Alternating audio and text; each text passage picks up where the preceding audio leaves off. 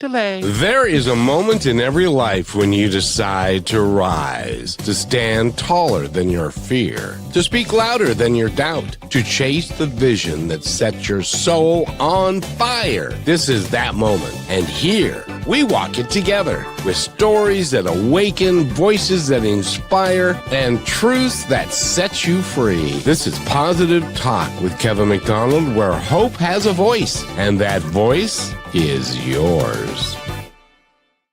And welcome to the show, everybody. Hey, look at that. There's Burchelle, and she's at the base of the mountains. How are you?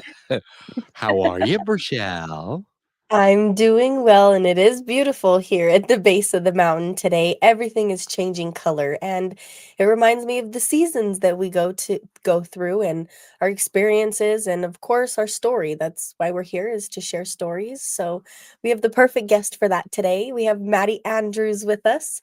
Her website is jesupport.org, and I am just going to say hello and welcome to the show, and it is very exciting to get to share your story with you today. Thank you for having me. It is remarkable that, I'm a firm believer that in our lives, we all have experiences that, taken the experiences of a whole, generate who we are and what we do and why we do what we do. And your life and your experiences are no different, because something happened to you long ago and it developed. And by the way, we're going to talk today about mental health, and Maddie and her team are doing great work to help educate all of us about mental health and how we can do a much better job, I think, in this country of taking care of people. And so tell us a little bit, Maddie, about your story. By the way, it's really cool. Rochelle's going to have to leave in a few minutes, but I can actually say your name, and that's very rare, by the way. But Maddie, tell us your story. How did you come to create the website that you do, and to help people learn more about mental illness and what it all entails? Yeah, so my story is long and complicated, and I won't take up the whole hour just sharing my story. But it all started back when I was 4 years old. I had an extremely traumatic experience happened. I was actually sexually assaulted as a child, and I developed PTSD from this. And my parents didn't know what was happening to me. I didn't disclose. And it created like overcompliance, anxiety, sleepless nights, fear of being in trouble. And then fast forward to middle school, I started developing things like psychosis, mania, depression, even heavier symptoms. But when you're a child, you only know what you know, right? Like, I thought everybody heard voices, and I thought everybody felt depressed, and I thought everybody self-harmed, but that's not the case. And it really took me to high school where I started to disclose little snippets, but it really wasn't until I was 19 when I started to say, okay, something is different about me, and here's what's going on. The initial diagnosis for me at 14 was OCD. So when I was 19, I was hospitalized for the first time, and they diagnosed me as bipolar 1 disorder. It changed down the line. But that was the original diagnosis because I was living with extreme mania, extreme depression. My moods were really fluctuating, and I was forced to drop out of college at this point because I was so sick. And so I really went through these motions of life of just surviving. I was simply surviving. I had a lot of like suicidal ideations and self-harming behaviors. Eventually, after 4 hospitalizations, I was able to get back into college. I went to school for special education and became a teacher. But again, I was just surviving. So I could go to work and I could function and I could do all the things really well. But when I came home, I was just in shambles. I wasn't taking care of myself, anything like that. My mental health was totally on the back burner for me. I ended up getting married and it was affecting my marriage. He was not exposed to mental health at that time. And so he didn't know how to help me. And I had this bad habit of not advocating until it was a crisis. And I did that for a really long time. I was on 10 to 15 mental health meds, all maxed out. I was 420 pounds. I couldn't process emotions. I had no quality of life. I mean, just an example, my mother died by suicide in 2019, and I couldn't even cry. I was on so many meds and so numbed out. But in 2023, my doctor called and she's like, there's a new drug. I want you to try it. And I was like, whatever, what's one more? So I tried it, but the difference here was it didn't block as much dopamine in my brain. So suddenly I was processing emotions, feeling motivated, all the things. And I did so well that she's like, let's reduce some of your other medications. And I was like, okay, great. Unfortunately, my end diagnosis is what's called schizoaffective bipolar type, which means I have symptoms of both schizophrenia and bipolar disorder. So for someone like me, you need to treat psychosis, mania, and depression. Well, she took me off my mania medication and I became manic. And for me, when I become extremely manic, I also become extremely psychotic. So I didn't realize what was happening initially, but by the time I did, it was a little too late. I was forced to go on medical leave from work. My husband was also forced to go on medical leave from work to be my 24/7 caretaker. I couldn't take care of my meds. I couldn't schedule my appointments. I couldn't drive. And their first reaction was, well, let's pump you full of benzos. Let's calm you down. Well, I happened to be an addict as well and ended up abusing the medications. And when that didn't work, they didn't prescribe, they upped my medication called lithium. Lithium is a heavy metal used to treat bipolar disorder. It is a very effective drug. I was on it for 20 years. The part of the lithium treatment is you have to obtain blood work to check your levels. Well, she gave me a bunch more lithium and didn't check my levels. And pretty quickly thereafter, I couldn't walk, talk, swallow, breathe, use a toilet. I was in diapers. And I was like this for a few weeks and nobody was paying attention. They were like, okay, well, I know you're sitting there unable to speak, drooling on yourself in diapers, but just keep resting. Until one day I got enough strength and I said, take me to the hospital. Something is wrong. And they took me to the mental hospital and they were quickly like, this is out of our scope. Something bigger is going on here. I was rushed to the ER and they told me I was dying. They told me I had extreme lithium toxicity. They told me that I needed the first course of action was fluids. But when you pump a body full of so many fluids, it's hard on your heart. So my heart enlarged and began to fail. And when your heart's enlarged and failing and they continue the fluids, is going to pump into your lungs. So the bottom half of both of my lungs collapsed. And they didn't know what to do. They couldn't get the lithium out. So I ended up with 2 rounds of dialysis to clear the lithium. But the problem at that point was I wasn't responsive. I couldn't feed myself. I couldn't hardly get out of bed. So they did an EEG on my brain, which showed very little brain activity, and a diagnosis called silent syndrome was discussed. And they thought I would never recover. They thought I was going to live in a vegetative state for the rest of my life at that point. But on the last day of the ICU, after 2 weeks, I woke up and I started to try to talk. I started to try to do basic things. And they ended up transferring me to the mental hospital to restart my medications. And they were like, you're overly medicated. Let's start from scratch here. And this is really, really, really where my recovery journey began. When I got home, I had no idea what had happened to me. I have amnesia. I only saw life in the form of hallucinations, and that's what I primarily remember. But along the way, I was like, why is it in my area I'm driving an hour for services? And why are those services so limited? And why was I coached for so many years to be silent about who I am? And why is it I haven't met a single person like me on this planet?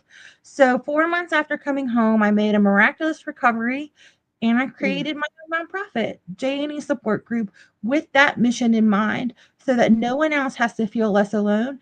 I create communities and I speak openly to break down stereotypes. That Mm. must have really, really sucked when it was like, I got this, and now I've got this, and then I got this Yeah, problem. And it all started because of abuse when you were 4 years old. You know, it's interesting.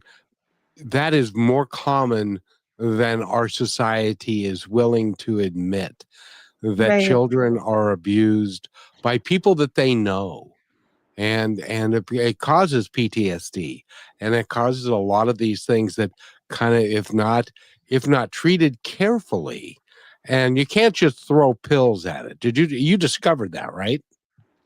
Yes. So when I was 4, I did try to tell somebody, and my told my teacher, and she told me that it was my fault and I was a bad girl, and if I told my parents, I would be in a whole lot of trouble.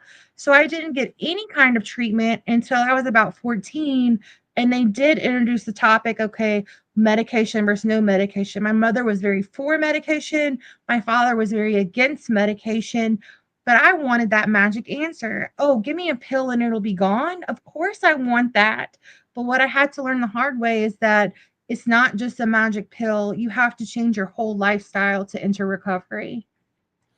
You know, and Mm. and Rochelle, I think you'll remember this. We interviewed a gal last week, I think it was, whose story is very similar to yours, in that she was abused at 4 years old and by her grandfather, and she was actually sold to other people. She was actually trafficked, Oh my and God. people would he would sell her services, quote unquote, to these other people. And in first grade, she was asked to do a um a drawing of her family. Do you remember this, Michelle? Yeah, she was. I think it was something about a test, and she had put something on there that sparked attention purposely and was completely shut down the same way. And it happened until she was 18, and then there was that spark.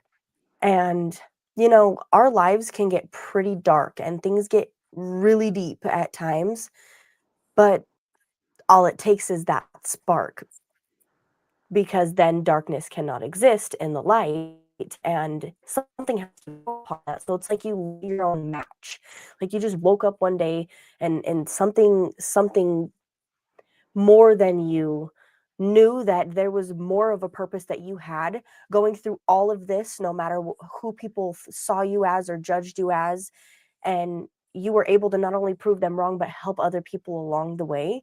And that's literally the point of why we're here. Because if you wouldn't have gone through that, you wouldn't be able to help these people and understand their angles. And I was on medication when I was little as well.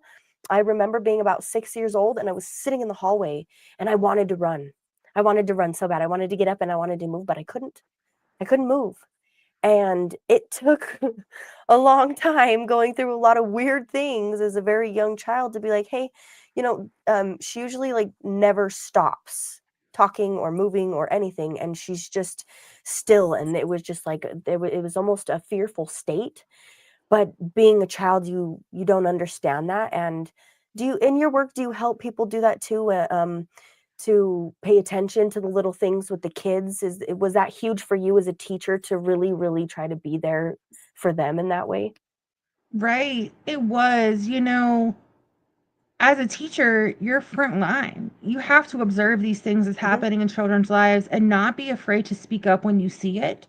You know, Yep. I know some people may fear like making people angry by making a false accusation, but what about that kid you're not wrong about? What about that kid's life Mhm. you save? And today I do peer support while I'm getting my MSW, and that's a everyday part of my life. I'm teaching people how to advocate, and I'm teaching people recovery steps. So if you're going to get into a helping field, you got to have a strong backbone and a big voice. Yeah, it And is true. thank goodness that you have a big voice now. And now Rochelle's going to have to. She's got something that's come up of a personal nature that she's going to have to take care of. But before she goes, you're talking to Hi, people in Selma. in Kenya, And I want you to paint this picture for yourself, Maddie. There are 20 people in a room with a big screen TV, and they're watching us and they're watching you tell your story. It really Wow. is quite remarkable. And he says, greetings, Kevin and Sister Rochelle. We're watching live from Kibera slums in Nairobi. Rochelle, help me. Yes, the Kabiria slums in Nairobi, Kenya.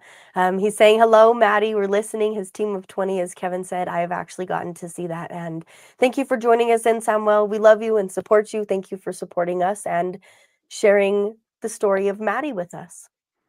Thank you And for so, listening. Maddie, Yeah. you now know that you have a worldwide audience. Don't be nervous. Wow. Don't be scared. It's okay. And Rochelle, thank you so much. We need to take a break, and when we come back, Maddie and I are going to talk in depth about the work that she does now, helping other people recognize the symptoms, and also helping all of us understand a little bit more about mental illness. That is not something to be feared. It's something that we can help people get through, and you can only do that by being kind and thoughtful and helpful. And so we'll be right back. Maddie Andrews is our guest, and her website again, Rochelle, before you go, is? Yes, before I go, Maddie, again, thank you for being here. Sincerely, I love and support everything about what you're doing. Visit her website, jesupport.org, and enjoy the rest of the show. Love you guys both. And we'll talk to you tomorrow, Rochelle. Yeah. So, and hopefully everything works out. Okay. And we'll be right back. Here's another point to ponder by Positive Talk Radio. A tiny seed was buried in the dirt, covered in darkness, forgotten by the world. But within that darkness, it grew roots, then sprouted into something beautiful. The seasons of struggle you face are not endings, they're beginnings. Trust that growth is happening, even when you cannot see it. You're listening to Positive Talk Radio, where stories of hope live. Here's another point to ponder by Positive Talk Radio. One man lost everything he thought to find him: his job, his marriage, even his confidence. At rock bottom, he realized the one thing no one could ever take was his will to rise again. Sometimes life has to break us open so we can discover the strength we never knew was inside. Remember, your lowest point is not the end. It can become the very foundation of your greatest comeback. And you are listening to Positive Talk Radio, where stories of hope come alive. And welcome back to Positive Talk. My name is Kevin McDonald, and we're talking with Maddie Andrews. She has got, by the way, I just thought of this. When's the book coming out? I wish I'm actually in the process of writing a book. I knew you were. I knew it. I just knew it. You know, my story is like super long and complicated and really diverse, and we only have an hour. But I'm hopeful that if I can write a book, we can get some mindsets changed here. The whole concept is that used to be when I was young, that they would, and same thing happened with people that had were mentally had Down syndrome and that sort of thing. They would take them and they'd put them in a home, and then they would forget that they were there, and then that's where they lived, and then maybe somebody would come and visit them every now and again. Hopefully them days is gone forever. They were doing a little bit better, but there still is a great deal of stigma around mental illness and bipolar and schizophrenia and all those things, when the reality is it's a brain imbalance, isn't it? It is. You know, I was pre-biologically disposed. My father had bipolar disorder, and I just so happen to have schizoaffective bipolar type. Um, I believe that part of that was a trigger to trauma, and part of that is biology. But Today there still really is a huge stigma. And if this was the 1950s, I'd probably be in an institution somewhere, if we're being really honest. You Yep. know, that really wasn't stopped until like 2000. There was a Supreme Court case in 1999 that said that forced institutional care breaks the ADA, but that really wasn't until 1999. Yeah. And the ADA is the American Disabilities Act, It is. and that is something that they passed as an example. Before that, for those of you that are a little younger, you may not know, but at one time, handicap bathrooms was not a thing in public places. Having ramps was not a thing for wheelchairs. If they had them, great. If you didn't, you just didn't go there, because we as a society hadn't valued those things. Now we're doing a little bit better. We're not anywhere near there yet, are we? No, we're really not. Um, there's so much misconception and stigma, and our policies haven't quite caught up to where they need to be in the world today. And that's why I'm getting my MSW. I would love to work in advocacy and policy change to make our policies and our views on mental health a little bit more equitable and respectful. MSW, what is that? Master's in social work. I'm getting my master's in social work right now. Congratulations. Thank you.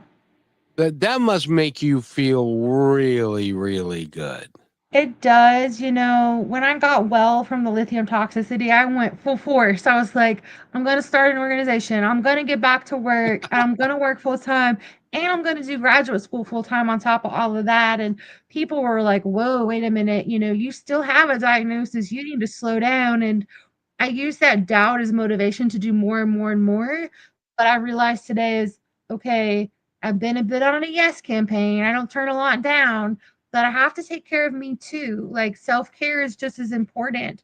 And for me, it's always going to be that lifelong balance of, work, work, work, but also taking care of myself. Today, I work full time. I run the organization part time, and I go to school full time. And that's a lot for anybody, but it is a lot for someone with a diagnosis like me. It's 80 or 90 hours a week that you're working. I do. I work anywhere from about 85 to 100 hours a week sometimes, because part of my program requires me to do an internship. So I'm there 3 days a week. I work 10 to 10:30 Friday, Saturday, Sunday. I have schoolwork. At night I do support groups for my organization. So yeah. Oh, and by the way, that's not 10 a.m. till 10:30 a.m. No. That is 10 a.m. till 10:30 p.m. So that's Yeah, a 12 and a half hour shift. it is. And if they need overtime, I'm here for overtime too. That's just amazing. Has anybody ever told you that you're amazing? They have, but I have a hard time. Like, I love hearing that stuff, but like receiving that enough is hard for me. My voices that I heard for so many years and my delusions and my paranoia were super negative. So imagine being a middle schooler who already has self-doubt, and then there's these voices in your head, you're no good, all these things. So it's a lifelong cycle of me trying to accept the positive. Well, I'm glad that you are more open to it now than ever before, because you deserve all the good things in life, because you've already experienced all the stuff that you don't want to go through again. And Right. Thank yeah, you. and you don't, and because you are working on your master's in social work, you've got a nonprofit organization, you're working full time, you are doing so well. And it also looks like, I cannot believe in looking at you that at one time you were 400 pounds. I was 420 pounds. So my meds make it really hard to lose weight and really easy to gain weight. And when I was unwell, I lived on sugar and carbs and soda. So it was like this, my blood work was off the chart. But after my lithium toxicity, I had to exercise to heal my heart and my lungs. And I went from walking in my house 30 seconds at a time to running 5 miles. And exercise to me isn't about my physical, it's about my mental. Because when I exercise, I feel so much better mentally. That's a big deal. It is. That is a really big deal because when you're, and I've known several people that have been that heavy, and they tell me that they only found out that they were that heavy because they went and to like a meat or a meat packing plant that had that weighed cattle and stuff, and that's how they found out they were that heavy. Well, I'm glad that you. So now you're a lot healthier than you've been in a long time, Yes. and you're smiling a lot, and it's really cool to see that things are progressing for you, and you're giving back in a big way. I am. So, my nonprofit offers 100% free support groups to the community because I believe that community is a big part of recovery.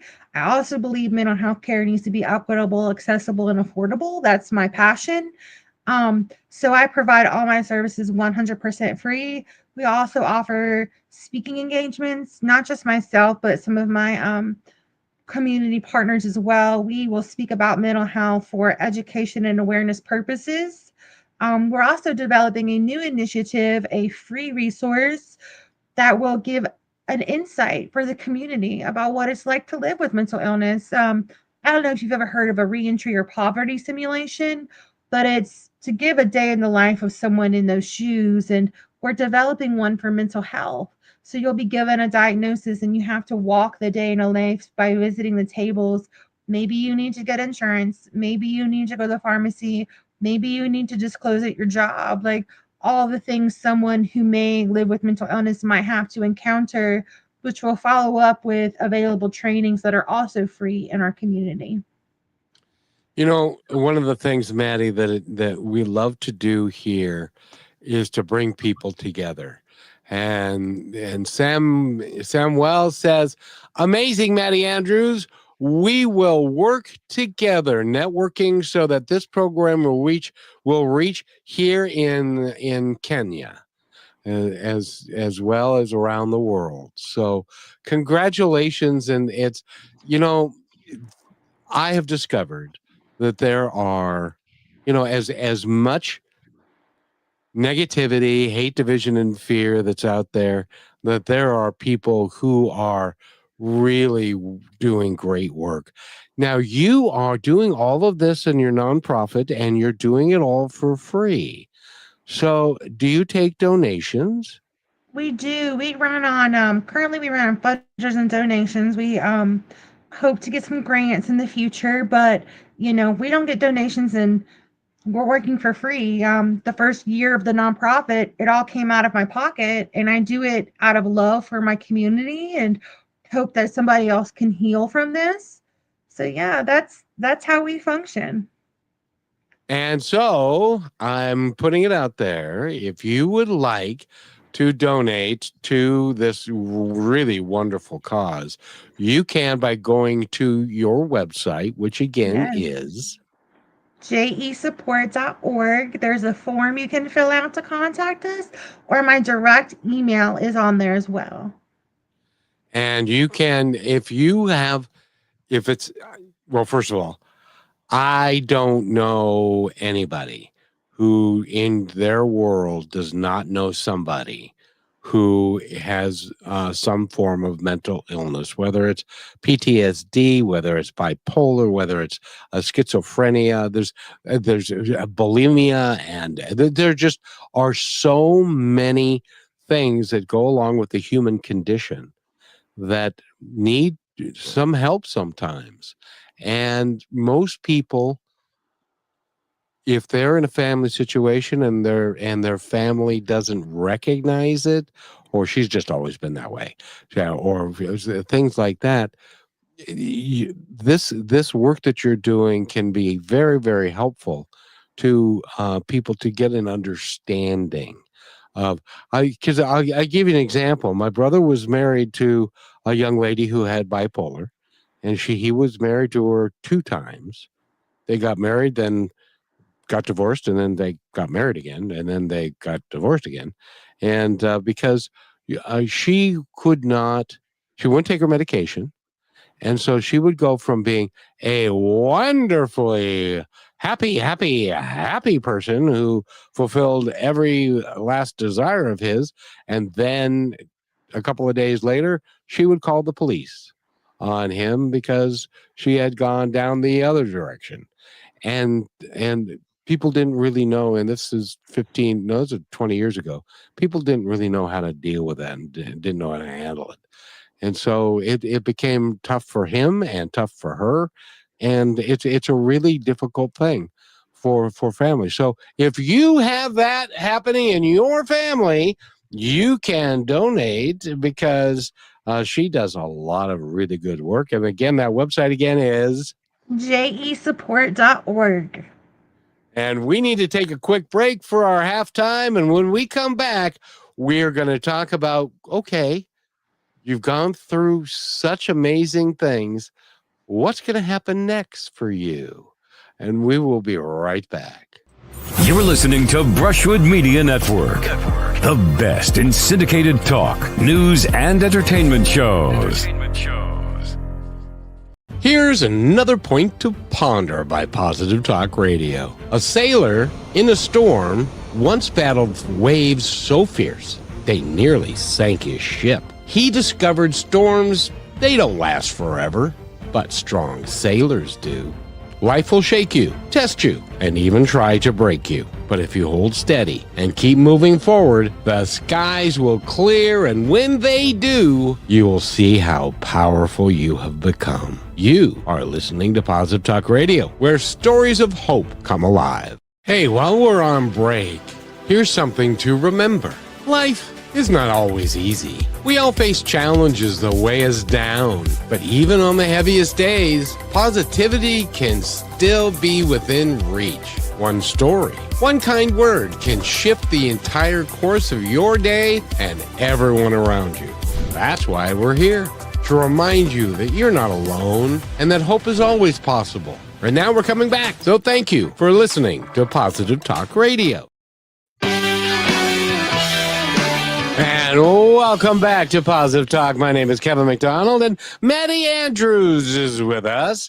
She's an extraordinary young lady. And do you feel now, after going through all of that and the life story that you have, the book that is going to be coming out at one point, because I'm going to make you, because your story is so important to share.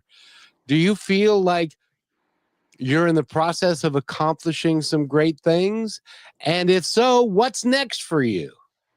I do. My 20s were really, I Kind of a wasn't blur, functioning. I would guess. They were. I mean, most of my 20s were me just going through the motions. I couldn't accomplish my dreams. Yes, I was a teacher, but that was about the extent of it. You know, I had no quality of life at home. I was extremely suicidal. I tried to commit suicide. Um, but in my 30s, the lithium toxicity happened and it changed my life. It gave me a new perspective. It gave me a second chance. So I don't regret any of it because it allowed me to reach recovery. It helped me understand that hope is real. And now my dreams are limitless, right?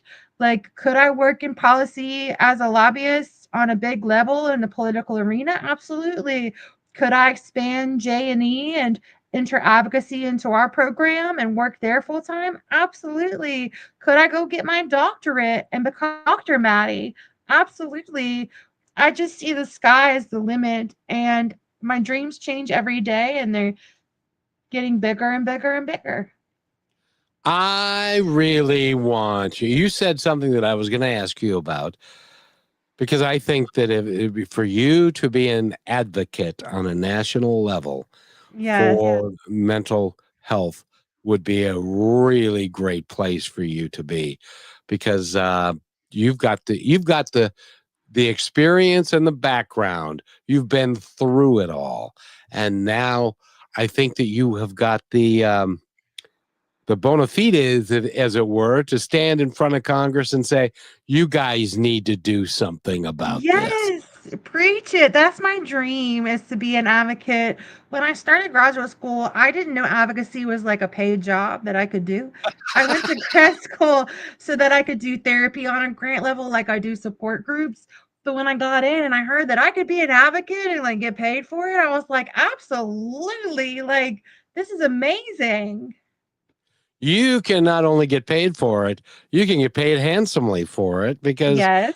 there are companies that are, and other people that are looking to make our lives better. And one of the ways that we can make our lives better is by figuring out how to deal with mental health in a positive way and to get people the help that they need. And Maddie, I have to share with you, I drove a bus for 12 years in Seattle, a metro bus. And I can't tell you how many people need mental health professionals to help them, and they're not getting it.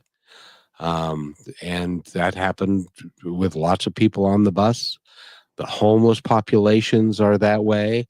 People are being left behind, and we as a society, not only is it very expensive, but it's also just not how we should be as a society. Do you agree with that?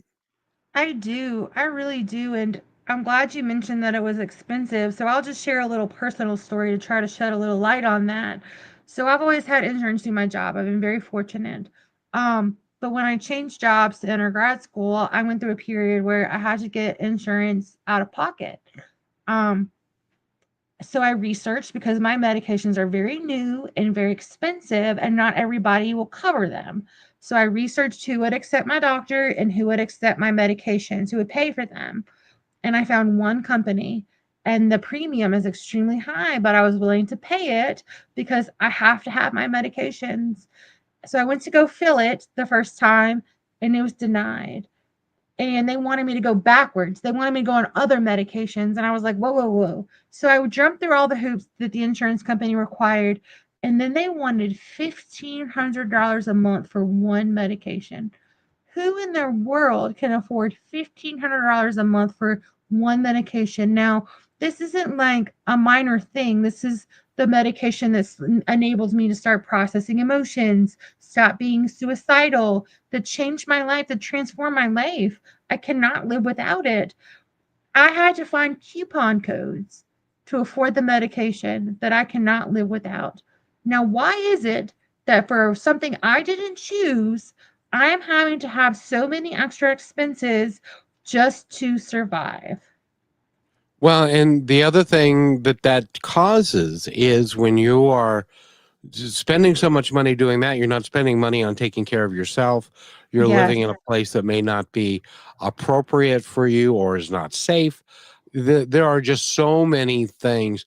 And we as a country, I believe, need to, and I'm sure there's somebody out there who's going to disagree, but we as a country need to take care of our own, and we need to make sure that they're taken care of.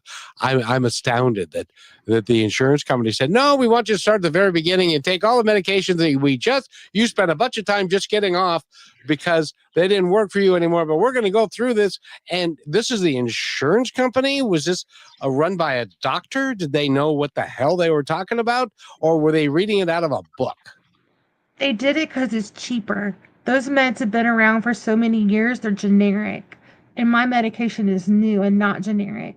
So they were trying to save themselves a dollar by sacrificing my mental health. And yet the CEOs make in the millions of dollars a year. Exactly. I work and pay, and I work 2 jobs, go to school, pay my taxes, don't commit crimes. Why is it so difficult for me to have the resources I need to do all those things? Well, and the other thing is you are doing so much, and you've got the nonprofit, and you're working full time, and you're getting an education to be a social worker, and you're doing all of these things that would not be happening if you did not have this medication. Am I correct in that? Exactly. If I did not have this specific medication, I probably would not be working at all right now. And then you would be a ward of the state, or you would be having, you'd get the, the food stamps and the SSI and all of that, or SSDI actually, because you'd be on disability and stuff. And so that's more expensive than you being a functioning member of society, and we have the ability to make that happen. It's not happenstance. We have the ability to make that happen, and it just costs a little bit of money. That's it. That should be inconsequential to our And I decision can't put making. I can't put a price tag on quality of life for myself anymore. No, and you are a contributing member of society. That, by the way, and I asked you going into the break, what's going to happen for you in the future? So far, we know. Here's what we know. Okay, you ready? Okay. First, you're going to write a book. That's a given. You're going to write the book about your life story. That's happening. That's done deal. Going to happen. You're going to become a lobbyist. You're going to go talk about your story with your book in hand that says, listen, I have the experience that you need to understand how this is working. You're going to have companies that are going to support you in that because it benefits them. And and you're going to have individuals that have a great heart that are going to support your work. Your nonprofit is going to become a very big deal because how am I doing so far? You're doing great. Keep going. I You're, love you're, it. all of these things, and it's all because you have recovered from where you are. You're getting the medication that you need that is actually changing your brain chemistry, isn't it? Exactly. It is changing my brain chemistry, and this specific medication change it is a particular way that works for me. Not every drug works the same for every single person. Oh, be still my foolish heart. Really? No, I'm kidding. Because they should know that, and they do know that. There's a segment of them that do know that. The insurance companies, though, they don't. It's almost like la la la la la la. I don't want to hear you. Exactly. It's all about that bottom dollar for them. I just have a hard time, and I have a hard time understanding it, and not just medication. When you live with a mental illness like I do, you need therapy. When I was recovering from the lithium toxicity, I needed an MRI to see if I had permanent brain damage. Do you know how expensive that is? I needed speech therapy. I needed physical therapy. I mean, I needed intensive treatments. I went to a day program, but I was fortunate enough to find a lot of these resources for free. That's how I was able to recover. Now, and you can feel free to not answer this question at all, but when you were 420 pounds, and by the way, you don't look like you weigh 420 Thank pounds, and you. you can run 5 miles now. Yeah. So don't tell me how much you weigh, but approximately how much did you lose? I have lost so far about 165 pounds, and I did it all in about a year. You lost a whole person. I have, and I want to lose about another 100. And you will. And you will, and that is, and we're going to change your thought pattern here, which is I would not change it from I want to I am in the process of. You sound like my therapist. I'm in the process of losing 100 pounds. See, I could be a therapist. No, I can't. I can't do that. But I can do this, and I'm so pleased to have you here. You are remarkable, and Thank you. again, your website, if somebody wants to, I don't know, like maybe since she offers all of her services for free and she wants to help as many people as she can, if you have it in your heart to help her help other people, even if, and this is the, Maddie, there are lots of people, and we need to take a break, but I want to end with this. There are lots of people that know somebody who were successful in their suicide.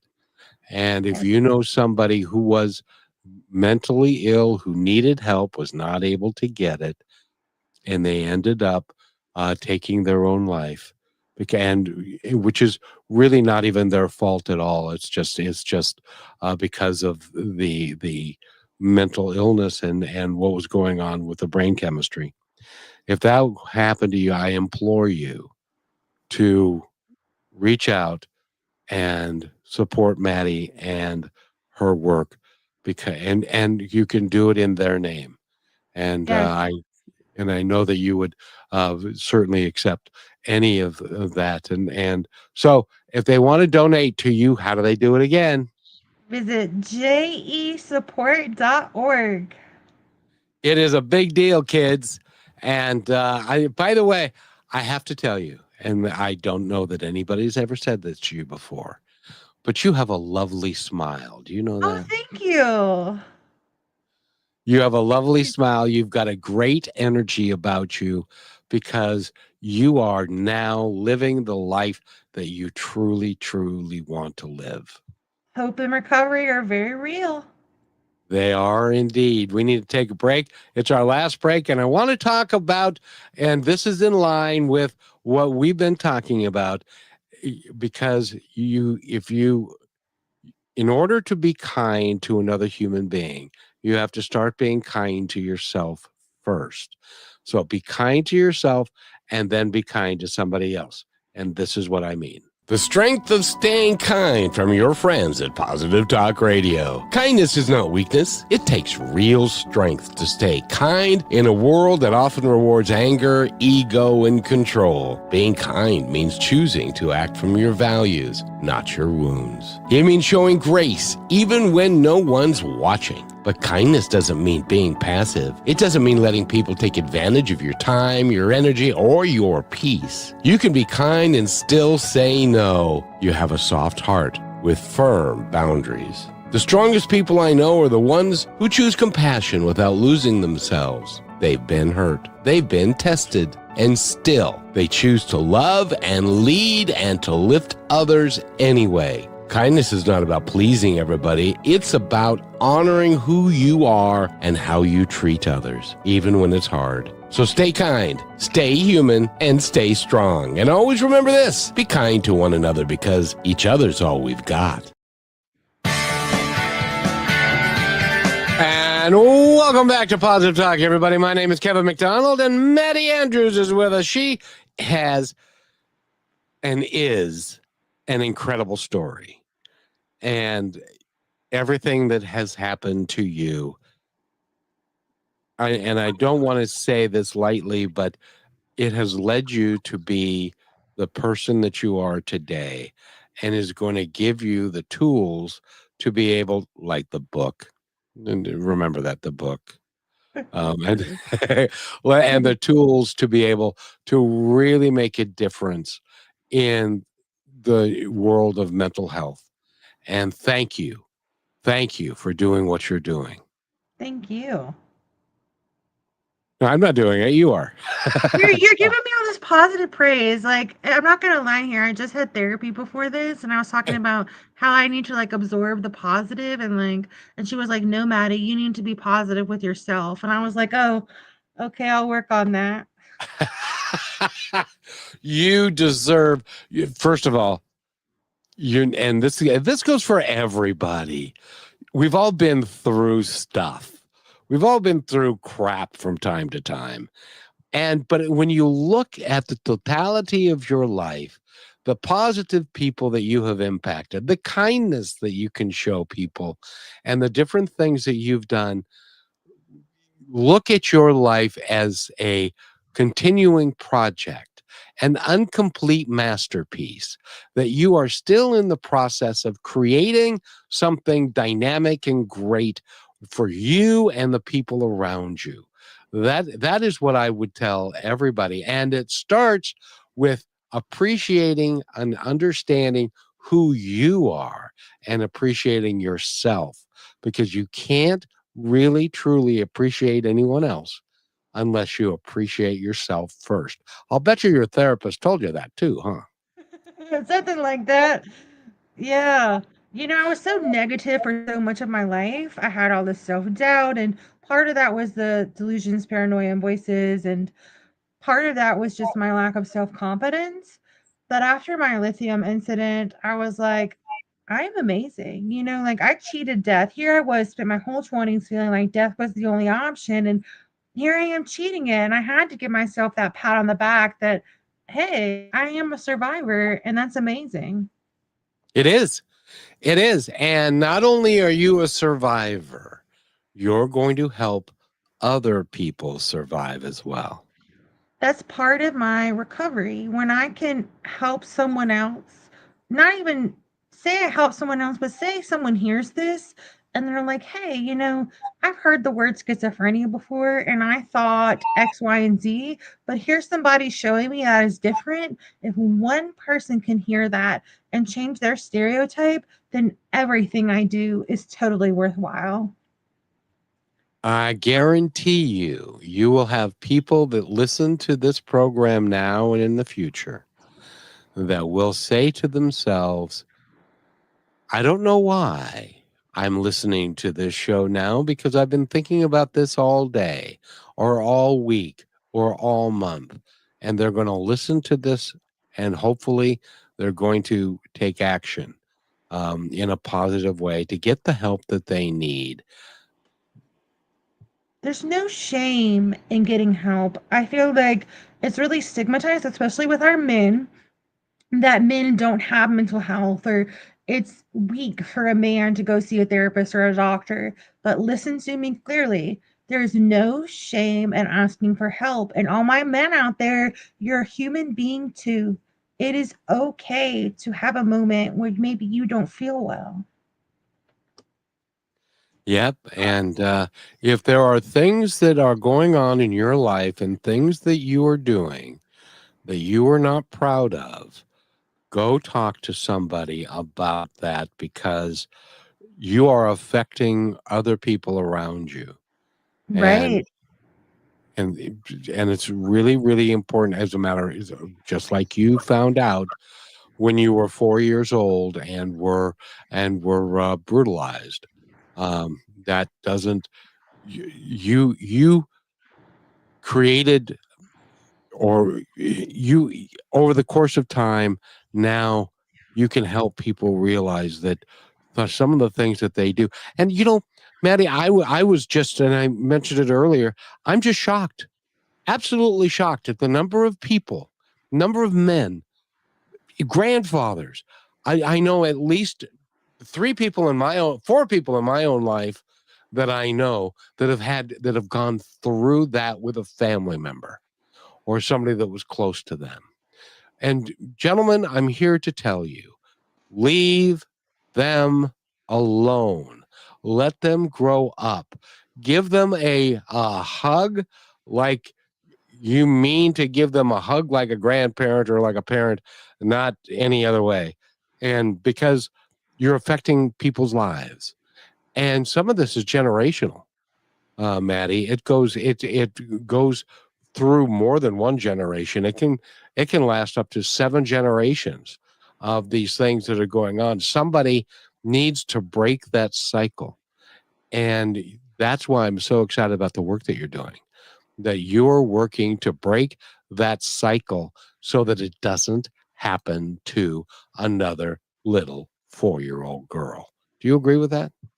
I do agree with that. Sometimes people who were abused repeat the abuse. Um, Yes. that is statistically shown, but I can't, as a 36-year-old woman, say, well, I'm going to do X, Y, and Z because when I was 4, it happened to me. Like, you've got to draw the line somewhere and say, okay, if this is affecting me in this way, I need to get professional help and reach out to somebody so that I don't continue the cycle. And I want to tell you, do you realize how brave you are? Yes, I do. I do a lot of this transparency talking. Um, and a lot of times I'm met with love from it, and sometimes I'm not. But I do know I'm brave because I continue to do it anyways. I cannot believe that you're met by with anything other than love? That Some go some ahead. people don't understand and hold their own stigma, and when you share, they don't want to understand. They hear what they want to hear, and the internet makes people feel safe to say what they want behind a keyboard, and I hear some pretty harsh things at times. But I know who I am. I know what I stand for. I know what I've been through, and I'm confident in that. And I'm confident that I can help someone else get through their next moment. So I'm going to continue to do it no matter what people say. And I love your opinion on this because one of the things that Positive Talk has always been is about positivity and helping people live their best lives. But one of the things that I want to add into that, I did a show called My Independence Report because we're declaring our independence from hate, division, and fear. And I want to take that really mainstream, that we need to get rid of the hatred, the division, and the fear that some people have. Because sometimes it's the fear leads to hatred, leads to the division. It doesn't matter which word comes first. People need to stop hating other people and giving everybody the grace and the love to take care of each other. It's the only way that we're going to get through some of the hard times that we have coming, and I'm hopeful that people will get that message. Do you agree with that? I do. What I always say when I do a speaking engagement like this is that kindness is free. You know, that kind word, that gesture, that smile, anything you can do in the community, whether it be in person or online, is free to you and maybe a passing moment, but it can be a life-saving moment for someone else. And it goes the same for the opposite. We don't know what someone is going through. So, what we say, words have power. And as a country, we are very divided right now. And I think it's an important time for us to look at each other as human beings and be kind and be respectful. There is a world where we can have differing opinions and still love one another.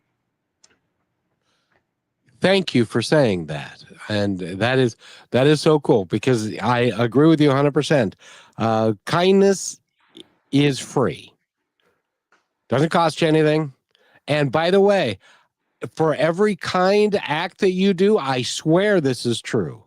For every kind act that you do to somebody else, you're uplifting your own self as well. It makes you feel good to be kind to somebody. And so I implore people to do that. Maddie, you are remarkable, and you're welcome back to. And I want you to come back, especially when you get working on the book and the book's about done. I want you to come back, and we'll talk Okay. about that. And then when you're on your way to Washington to sit down with a congressional hearing to talk about mental health, then you get to come back with that. And when your nonprofit makes a huge difference because you've got more money that you can spend to help people and do it for free. And if you want to donate to Maddie's nonprofit, you go again where to? JEsupport.org. You are remarkable. I have truly enjoyed our conversation. Is there anything you'd like to say before we go? Mental illness is not a death sentence. I am a living proof example that we do recover, and hope is very real.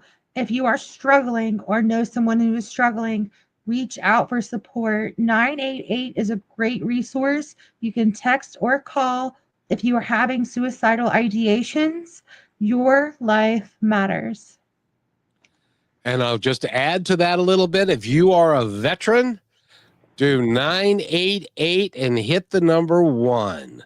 And that will take you to somebody who can help you as a veteran because we are losing too many veterans as well as everybody else. So thank you, Maddie, for being here. You're going to have to come back. Your website again is?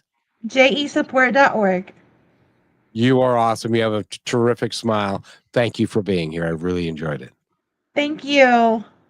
Thank you for being part of Positive Talk with Kevin McDonald, where stories inspire and voices remind us of what truly matters. May today's conversation give you hope, courage, and a reason to keep moving forward. And just remember, till next time, be kind to one another because each other's all we've got.